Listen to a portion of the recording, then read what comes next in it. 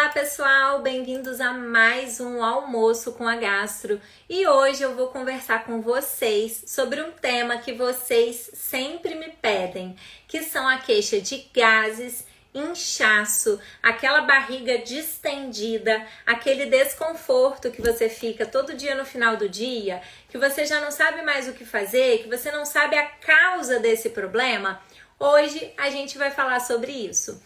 E esse é um tema que eu gosto muito porque é um tema muito frequente no consultório do gastroenterologista, das nutricionistas, dos clínicos, de todo mundo que está disposto a ouvir o que o paciente tem. E muitas vezes essa queixa simplesmente não é valorizada. Não é valorizada porque as pessoas falam assim, mas é só gases. Mas é só alguma coisa que você comeu. Mas eu nem tô achando que você tá inchado.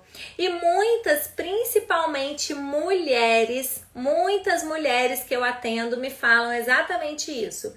Eu passei em vários profissionais de saúde por causa da queixa de inchaço, me deram diagnóstico de síndrome do intestino irritável, me falaram que é porque eu como feijão, mandaram eu tirar isso e aquilo da dieta.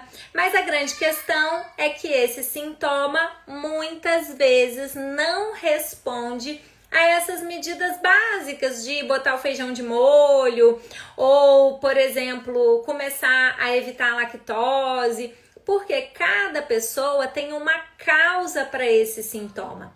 E a partir do momento que a gente entende que o tratamento deve ser individualizado, a gente também consegue entender que as causas desse problema são múltiplas e que se eu tenho múltiplas causas, tratar todo mundo da mesma forma não vai funcionar. Então hoje eu vou falar um pouquinho com vocês sobre esses probleminhas que eu sei que podem estar te incomodando. Primeiro, eu queria que quem tá comigo aqui na live me conte se já passou por isso. Se tem essa queixa de inchaço, que não sabe qual é a causa, que não teve seu sintoma valorizado, que já fez diversos tratamentos e não sabe exatamente o que aconteceu. Se você aí sofre de gases, principalmente se tem aquela queixa de gases mal cheirosos e se isso te incomoda no dia a dia. Gente, eu vou... Prontinho.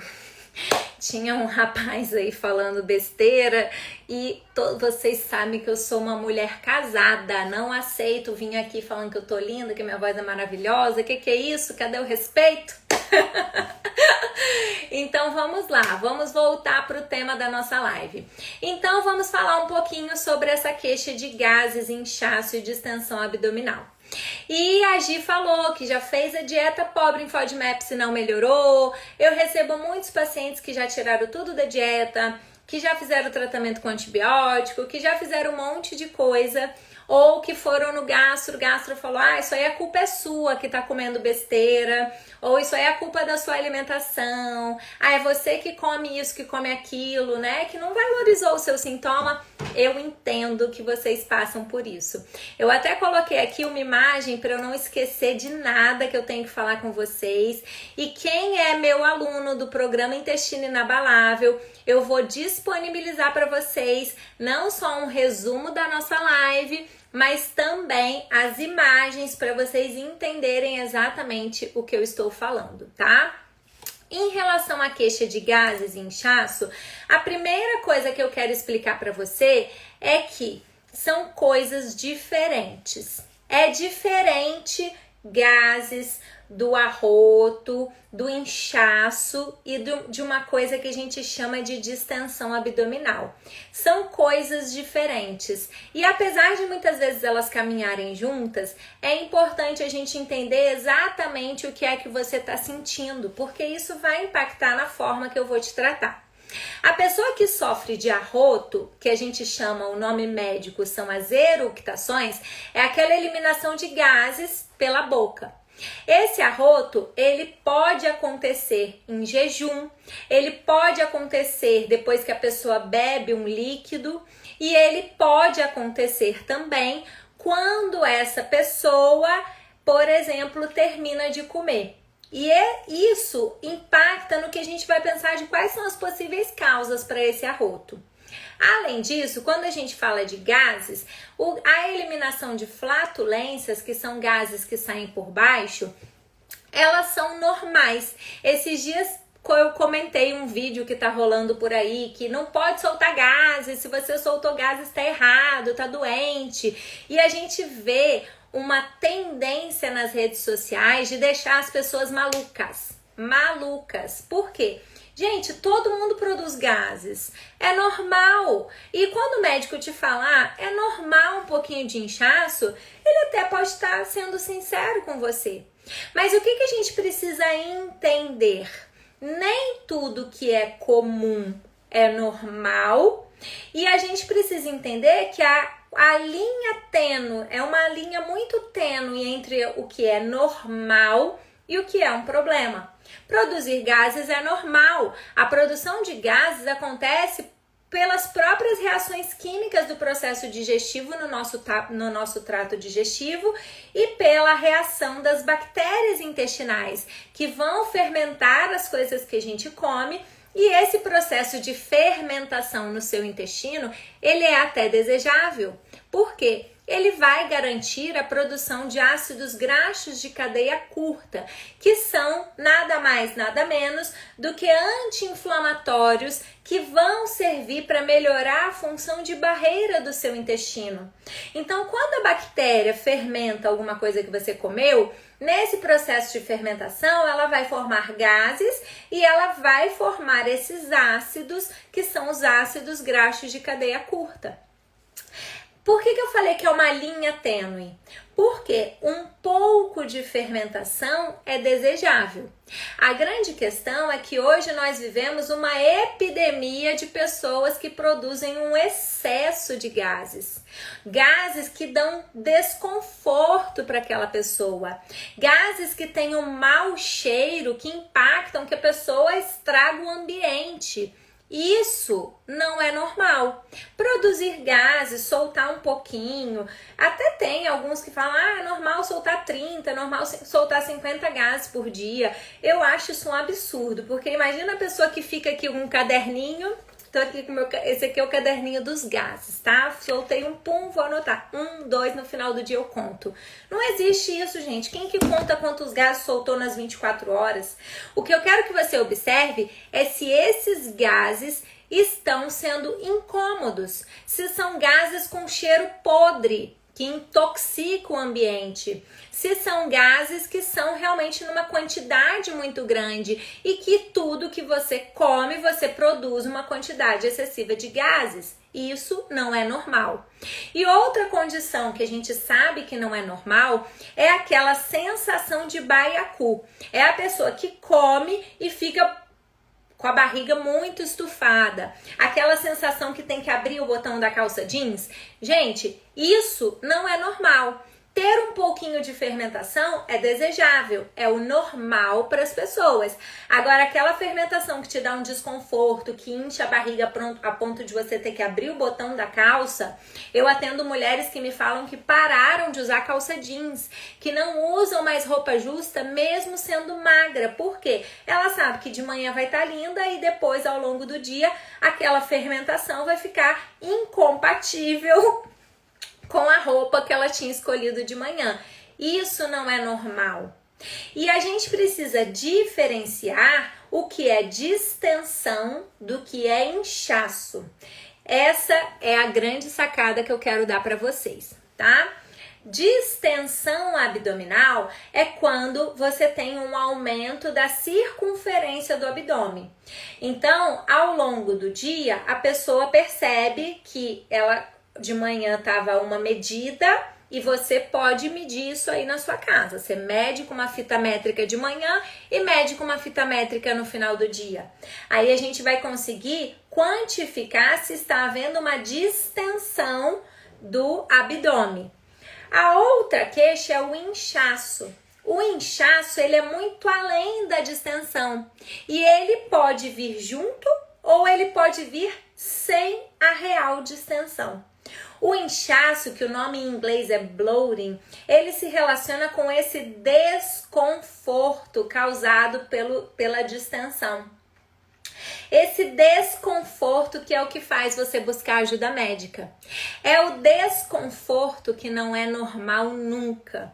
Não é normal você viver com esse desconforto que a sua barriga está inchada. Isso não é normal, tá?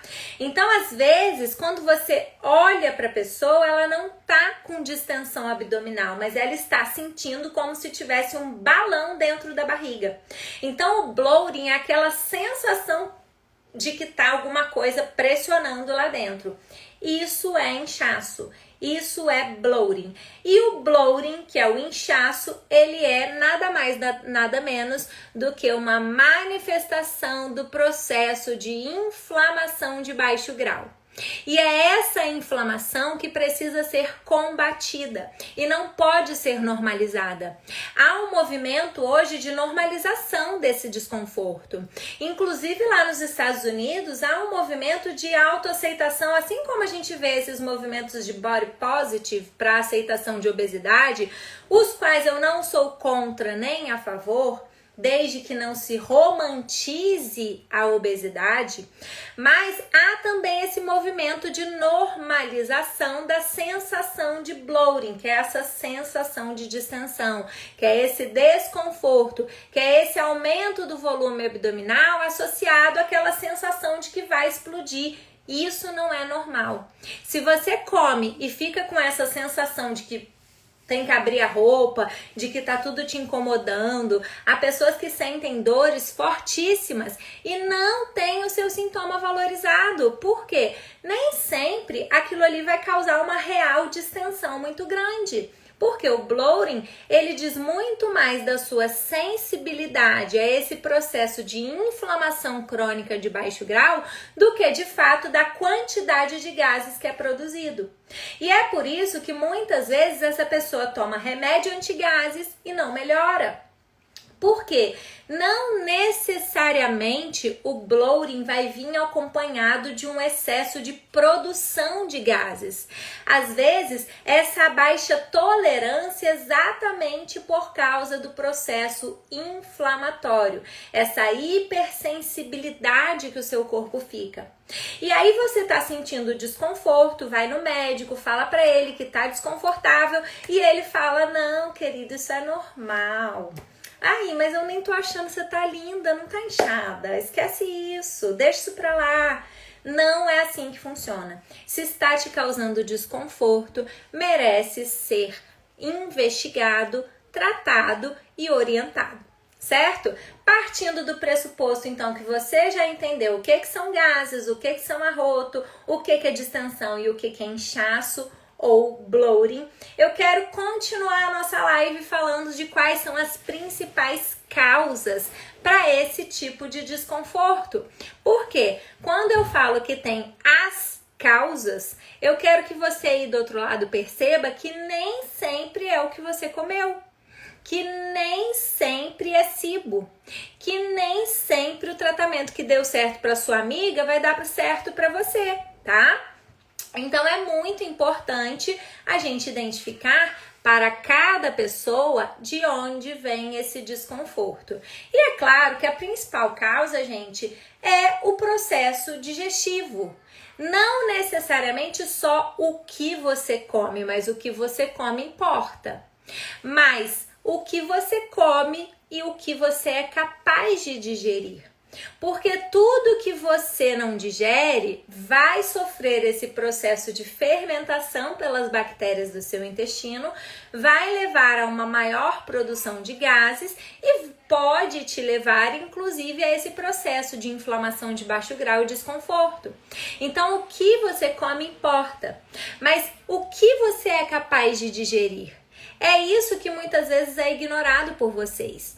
A pessoa acha que o tratamento dessa disfunção é tirar tudo da dieta. E aí chega naquele ponto dos pacientes que eu conto aqui pra vocês, que chegam aqui no meu consultório comendo basicamente arroz, frango, chuchu. Nossa, gente, que vida triste. Triste, é de verdade triste. Arroz, feijão, chuchu, cenoura e o que mais que geralmente eles comem? Basicamente só, às vezes come ovo, tá? Não é para você chegar nesse ponto, é para você investigar as causas desse desconforto antes. Então é muito comum que alguns alimentos levem a essa sensação de inchaço, a maior produção de gases que você pode soltar por cima, por baixo, pode inchar a barriga, depende de qual é o seu sintoma predominante.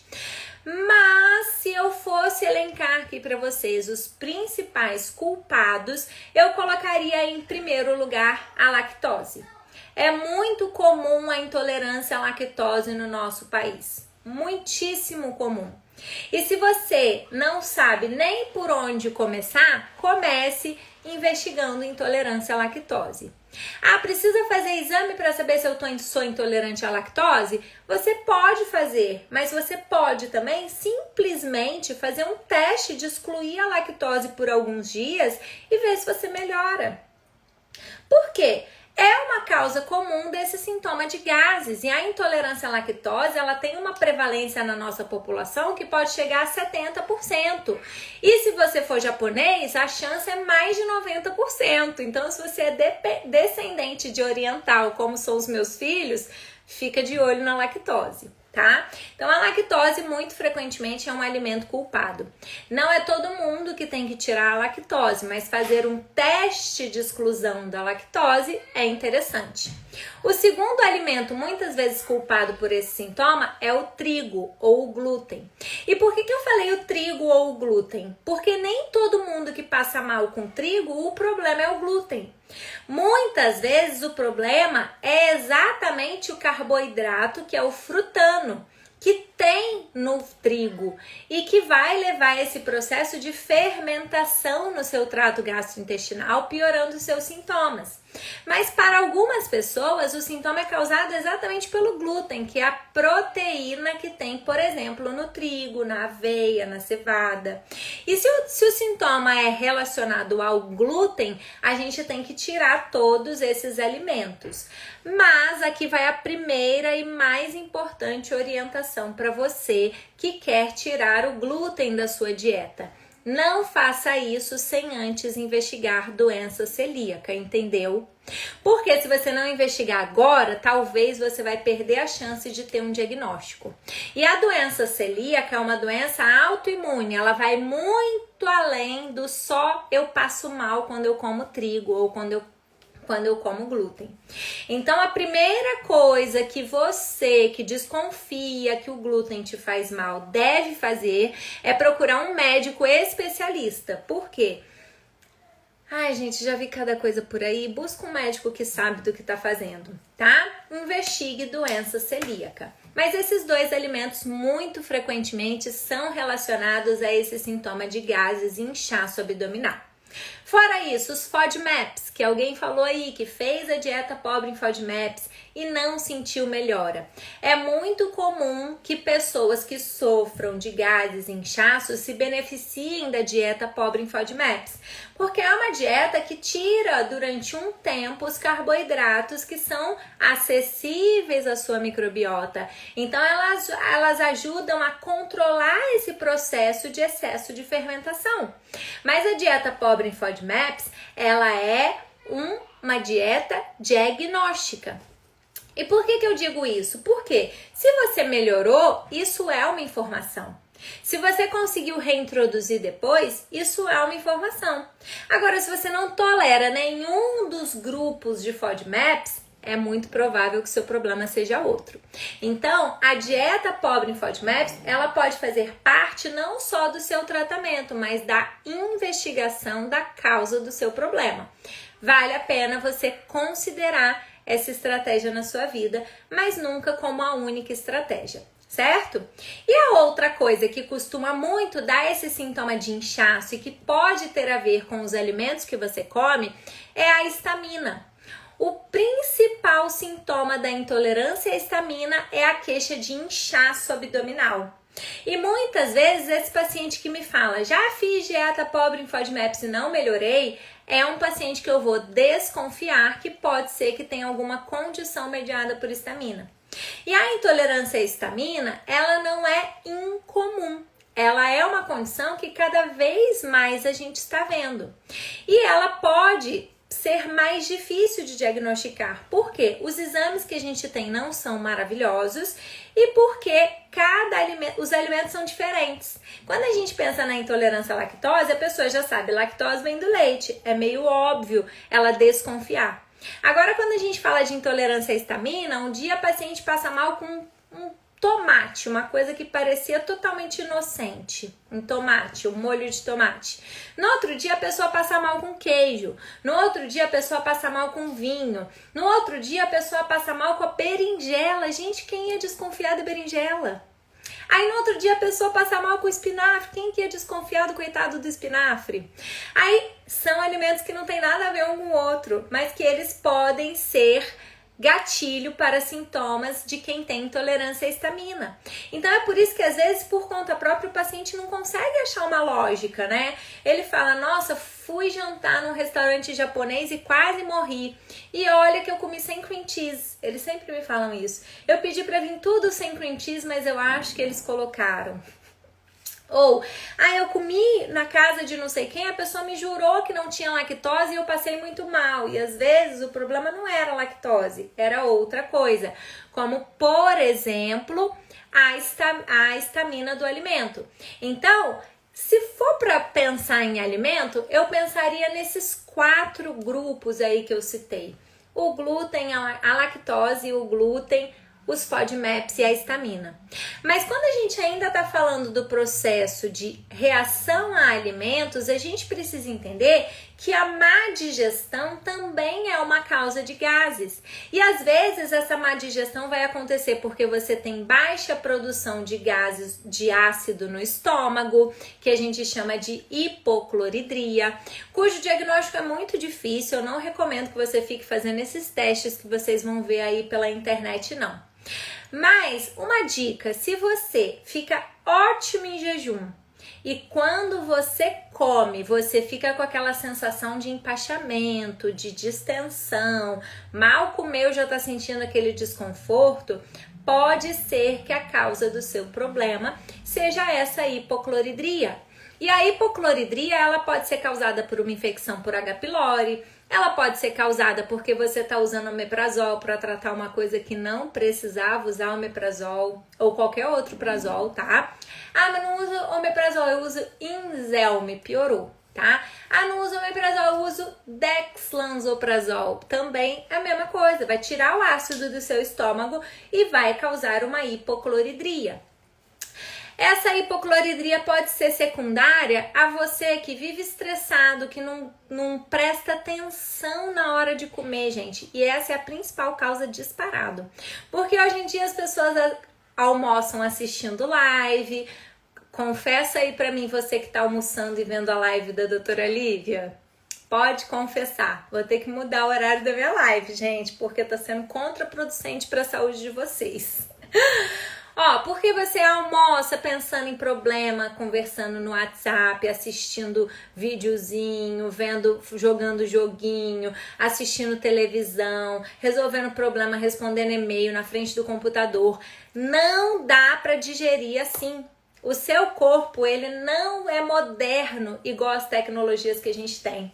Se você é um modelo que já tá aí para uns 40 anos como eu, muito provavelmente se você come desse jeito, você tem hipocloridria. E olha que é muito mais comum em idosos e eu tô longe ainda da terceira idade. Mas a gente precisa dar sinais para o nosso corpo de que é hora de fazer digestão. Se você tá com a cabeça muito estressada, o seu estômago vai entender que, não é hora de digerir, vamos resolver esse problema primeiro. E é por isso que muitas pessoas, quando passam por estresse emocional, pioram da digestão.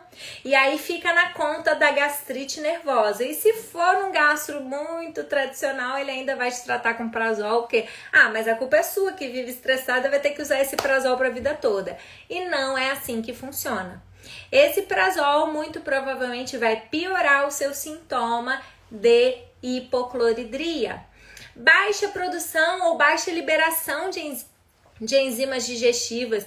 Gente, não tem cabimento o tanto de pessoas que nos últimos 2 anos pós-pandemia eu fiz o diagnóstico de insuficiência do pâncreas em pessoas que não tinha uma cara de doente, entendeu? A pessoa só tinha queixa de má digestão, diarreia, de desconforto e era uma insuficiência do pâncreas.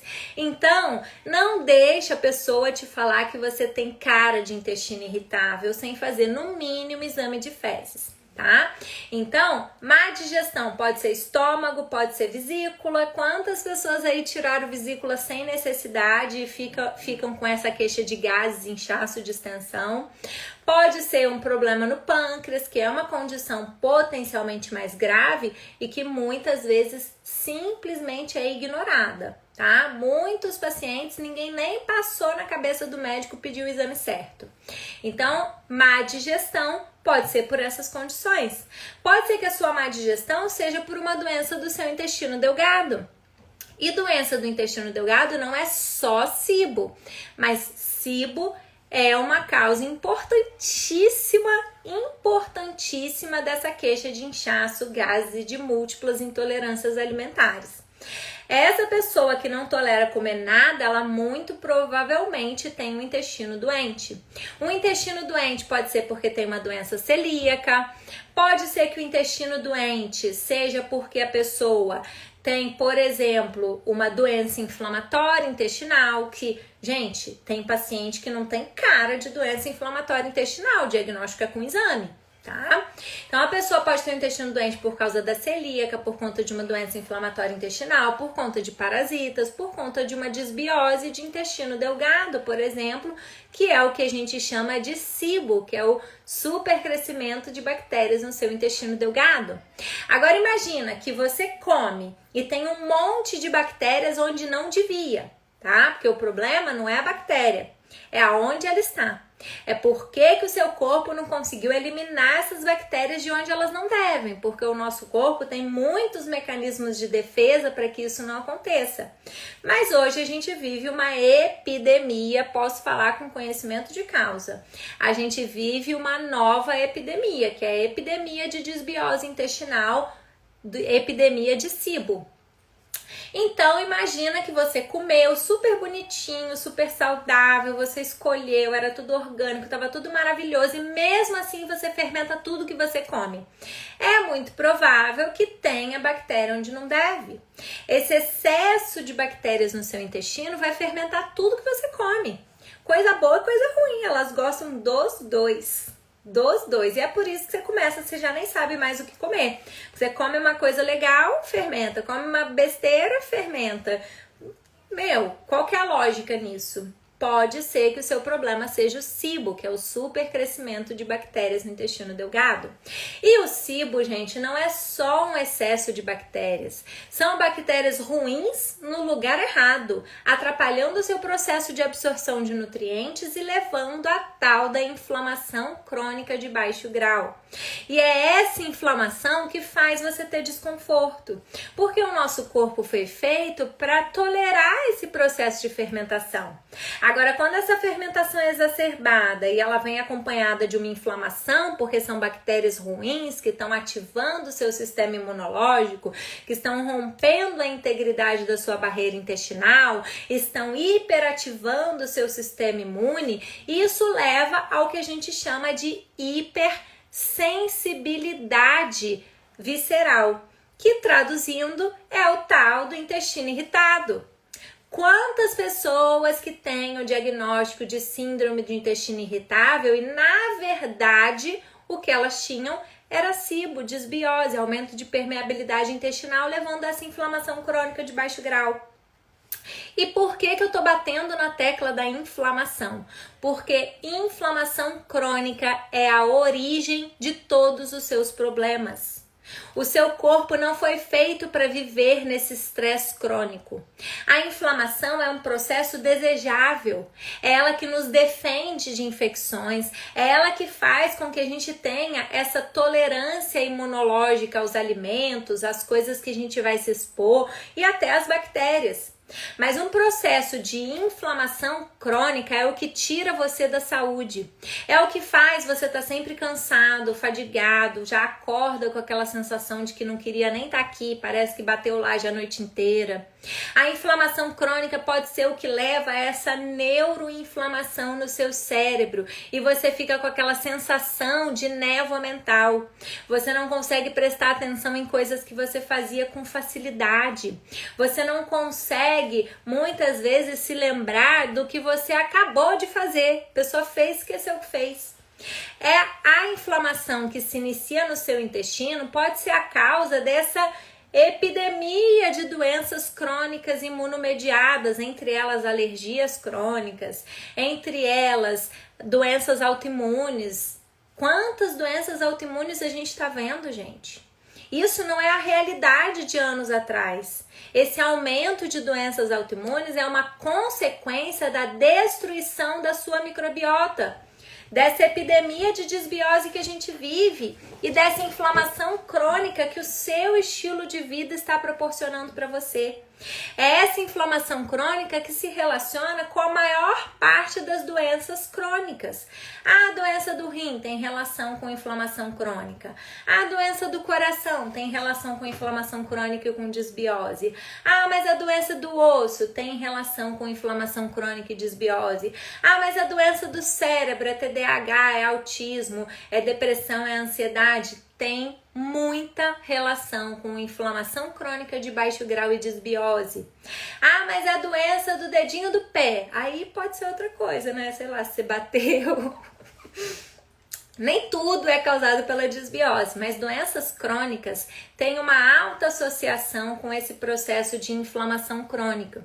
E às vezes o sintoma que você está tendo é o sintoma de inchaço, e aí você foi no médico e ele falou para você que aquilo ali é normal, que ele nem achou que você está inchada, ou que isso aí é intestino irritável, ou ainda que isso aí é porque você comeu alguma besteira, e ignora o processo inflamatório crônico que está se iniciando no seu intestino. Tá? Então, essa desbiose do intestino delgado, que é o SIBO, ela é muito grave. O SIBO não é um probleminha que você vai tomar um remedinho, um antibiótico e vai resolver. Lembra que eu falei, o SIBO leva a má absorção de nutrientes, inflamação crônica de baixo grau, aumenta a permeabilidade intestinal e é uma porta de entrada para um monte de coisa aí no seu corpo, tá? Além disso, você pode estar sofrendo de uma desbiose do intestino grosso, que a gente chama de LIBO. Olha que chique. Large Intestinal Bacterial Overgrowth. Então, é esse supercrescimento de bactérias no seu intestino grosso que também pode ser um problema. Então, aquela pessoa que é só no final do dia que ela fica inchada, pode ser que, na verdade, ela tenha LIBO. Aí faz o teste de SIBO, vem normal e aí ela ainda ouve, mas eu já fiz esse exame da desbiose e eu não tenho. Por quê? Nem toda desbiose é SIBO, tá? A gente tem outros tipos de desbiose, como por exemplo uma desbiose fúngica. Fungo é um dos bichinhos que mais dá esse sintoma de inchaço e que mais ativa o seu próprio corpo a produzir mais histamina. Então, às vezes, aquela pessoa que tem sintomas que parecem intolerância à histamina, mas que o gatilho não são os alimentos típicos da intolerância à histamina, a gente tem que pensar nesses outros diagnósticos diferenciais, certo? Além disso, se você tem um desequilíbrio do eixo cérebro-intestino, que é o que acontece, por exemplo, na síndrome do intestino irritável, você provavelmente vai ter mais sensibilidade nos seus órgãos internos, a tal da hipersensibilidade visceral, que não é causada somente na síndrome do intestino irritável, mas que pode ser um sinal da síndrome do intestino irritável. E muitas vezes as pessoas que sofrem com síndrome do intestino irritável, elas têm essa queixa de inchaço. é muito comum. Não é um critério obrigatório, mas é muito comum. E não é porque é comum que é normal, e não é porque é comum que o seu diagnóstico é síndrome do intestino irritável, porque aqui eu já falei várias outras coisas que também dão esse sintoma. Mas na síndrome do intestino irritável, há um ruído na comunicação entre o cérebro e o intestino. Ruído na comunicação, para quem é da minha época, lembra quando a gente ia ligar para alguém e ficava chiando? Esse ruído na comunicação, ele pode atrapalhar totalmente a mensagem que está sendo transmitida. Então eu queria falar, eu queria falar M e a pessoa do outro lado entendeu N, porque teve um ruído. Eu queria falar papel, a pessoa entendeu pastel. Há um ruído, a comunicação foi errada. E aí o que acontece? Como tem esse ruído na comunicação, o seu cérebro interpreta como doloroso um estímulo que não era para ser doloroso. E é por isso que a dor abdominal, e essa dor abdominal ela pode ser causada por essa sensação de inchaço, ela é um critério obrigatório na síndrome do intestino irritável. Se você não sente dor, a síndrome do intestino irritável não é uma possibilidade de diagnóstico para você. A dor é obrigatória, porque na síndrome do intestino irritável há esse ruído de comunicação cérebro-intestino-microbiota. Então, a dor é obrigatória, tá? Pode ser que esse seu inchaço seja relacionado à síndrome do intestino irritável, a essa descomunicação entre o seu cérebro e o seu intestino. Pode ser que esse seu sintoma de inchaço, ele nem seja causado por um excesso de produção de gases no seu intestino. E isso também precisa ser investigado. E a melhor pessoa para avaliar isso é um fisioterapeuta especialista em digestão. Isso porque há um processo de coordenação da musculatura da sua parede abdominal e do seu diafragma. E algumas pessoas têm uma descoordenação desses músculos. E o que acontece é que às vezes a pessoa nem produz muitos gases, mas ela fica com a barriga inchada. Fica com a barriga inchada porque há, por exemplo, um relaxamento do diafragma. E ao invés do diafragma estar aqui, ele cai. E quando esse diafragma está caído, ele empurra a barriga para frente. E a isso a gente chama de dissinergia abdominofrênica, que frênica de diafragma. E esse diafragma caído empurra a sua barriga para frente e aí você fica inchada. Fica com aquela sensação de que tem muitos gases. Mas às vezes é um problema muscular. E a fisioterapia te ensinando a readquirir o processo de coordenação entre esses dois músculos, o do abdômen e o do diafragma, assim como o do abdômen e o da pelve, são muito importantes, tá? Então, nem tudo que incha é por causa do seu trato gastrointestinal. E isso também traz um outro pensamento para você aí. Nem tudo que incha sua barriga é causado pelo que você come.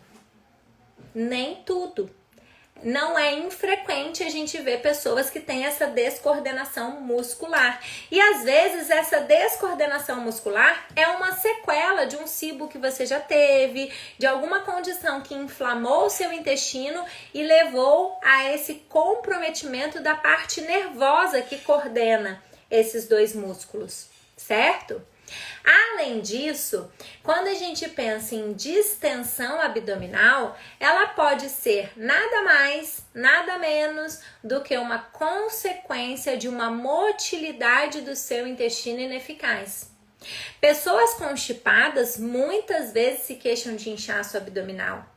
Não adianta eu tirar tudo da dieta do meu paciente se eu não fizer esse intestino funcionar. Fazer cocô todo dia, não ter aquela sensação de que não evacuou tudo, de que tem desconforto, que precisa fazer muito esforço para evacuar. Gente, isso é muito importante. Aliás, eu colocaria a constipação intestinal aqui no top 1 de causas de gases em excesso e de causas de inchaço na sua barriga. Isso porque se você não faz cocô, você não elimina aquele excesso de bactérias, você não elimina esses restos de alimentos. E aí aquele alimento fica fermentando, inchando e você não consegue nem mandar embora. É uma causa de desbiose, inclusive. Não fazer cocô pode ser a causa da sua desbiose.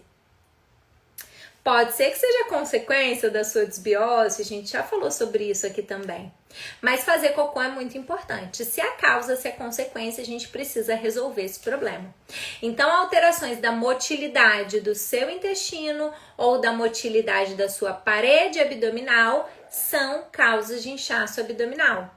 Desregulação do eixo cérebro-intestino também pode levar não somente à sensação do inchaço, mas ao próprio inchaço.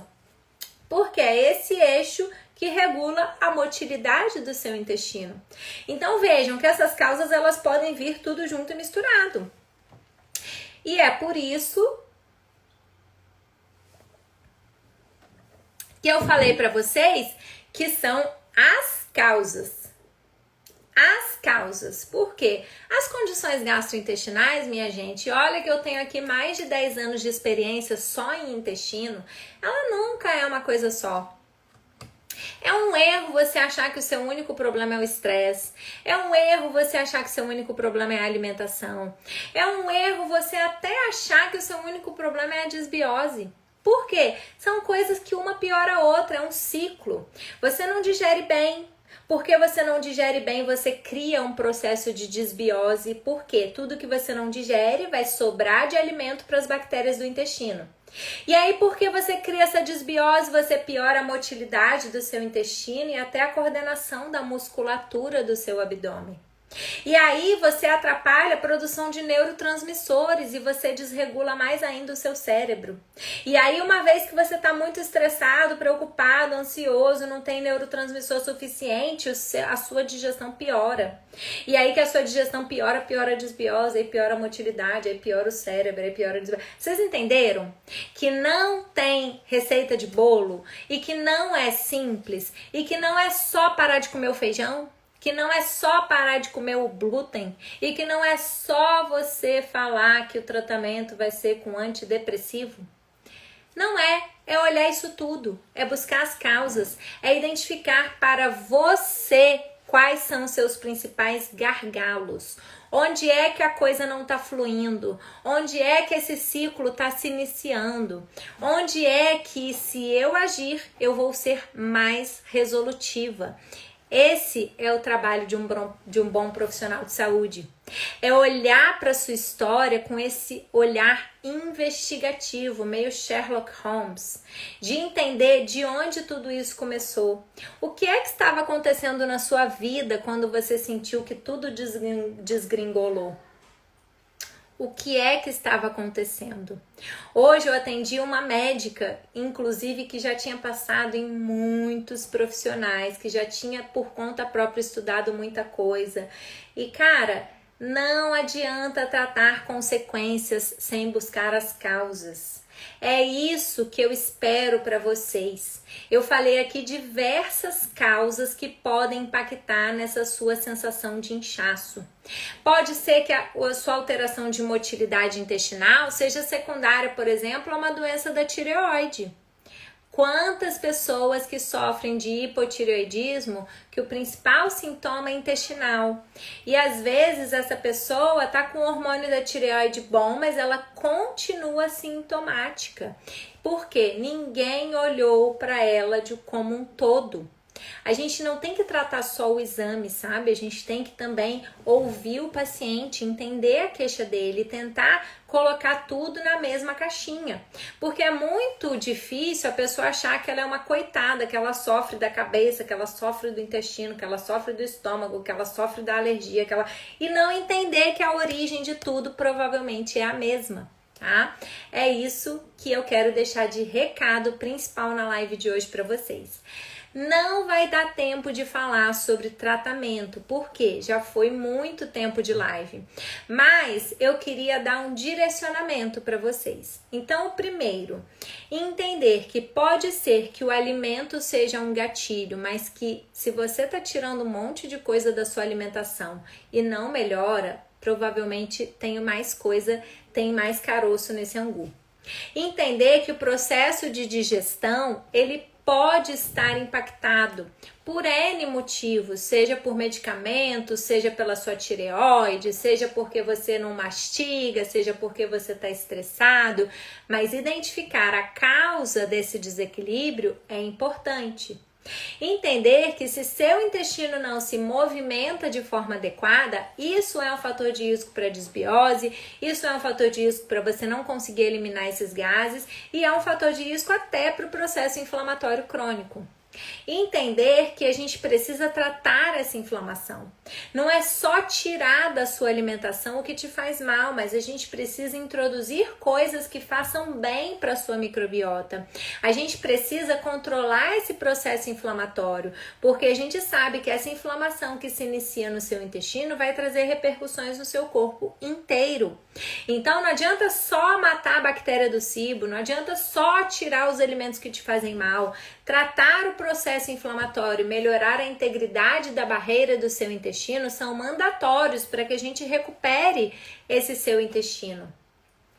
Além disso, entender que o estresse importa sim. É muito importante que você cuide da sua saúde mental, que você tente se acalmar, que você controle a sua ansiedade, mas que cuidar desse processo inflamatório vai ajudar, inclusive, a você lidar melhor com o estresse. Então, não é isso ou isso, é tudo. Todos os pilares são importantes. Inclusive, investigar essa alteração que eu falei da parede abdominal, porque eu vejo pessoas, mas já tratei cibo, já tratei aquilo, já tratei, e não passou numa avaliação com fisioterapeuta, que é muito valioso para nos ajudar nesses casos, inclusive para nos ajudar a regular o processo digestivo e de motilidade do seu intestino. Além disso, entender que a desbiose, ela muitas vezes é uma consequência. É uma consequência da sua má digestão, é uma consequência do seu estresse, é uma consequência do seu estilo de vida, é uma consequência do tanto de medicamentos que você já usou para tentar tratar esse problema ou até para tratar outras coisas. E que identificar a real causa do seu problema é o mais importante. Muito mais do que sair fazendo todas as dietas que você viu na internet, muito mais do que, enfim, um monte de coisa. E por último, eu não podia terminar a minha live sem falar para vocês da importância do sono.